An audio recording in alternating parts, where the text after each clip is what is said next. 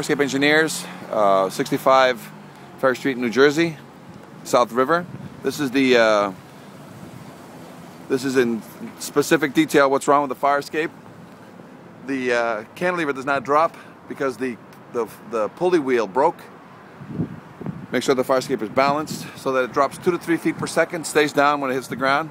Recommend that a release arm gets put on it, otherwise it has to be perfectly balanced so that once it comes down to the ground, it stays down. And once you step on it, on the first or second tread, the fire escape does drop by itself, hits the ground and stays down. Some of these welds need to be verified by the vendor, and or they need to just put in a quick bolt, half-inch bolt on these will verify and guarantee the welds. All these treads have been rebolted already, so these treads, I would recommend sealing them so that the fire escape water doesn't accumulate like they did above. All the decking here is diamond plate that took over for what used to be flats. Some of this diamond plate needs to be split, and the attachment, make sure that there's no bouncing. When you walk on that, you can hear a little bit of bouncing and separation between the diamond plate and the supports. So separate some of the plates, put a piece of angle from the rear to the front, and then secure the angle to the diamond plate so that it looks like it's properly supported. The spans are too large on some of these. All these supports here have original hardware, the rivets. So the nose rivet needs to be verified and or reinforced because it is 50 to 75 years old. All the rust between the diamond plate and the frame, it needs to be cleaned out. Silicone sealed from above, silicone sealed from below. All the supports going into the wall, all the joints need to be mortared and or sealed, whichever's needed.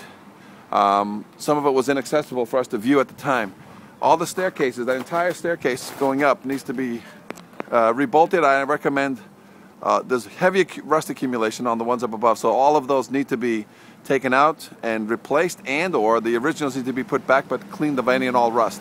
The upper platforms also need to be split because the diamond plate is spanning too great.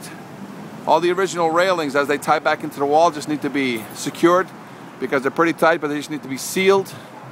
Fire escape has been painted, so no paint job required. Any and all vendors performing any work on the upper part minimally need to have a renovator's license because it is lead presumed. It's older than 1978. The lower portion is newer than 1978, so some welding will be allowed on the bottom, but the top welding on anything older than 1978 is not allowed. Bolting is the only bolting or replacing is the only thing allowed. And the fire escape, once all that is done, should pass inspection, pass the re-inspection. Any questions, give us a call here at Fire Escape Engineers, 866-649-0333, 866-649-0333. This is Inspector Meneses. We can provide you with digital reports and or full reports and documentation. Be careful also that any work being performed, this area down here is loose, and until that gets repaired, do not step on it.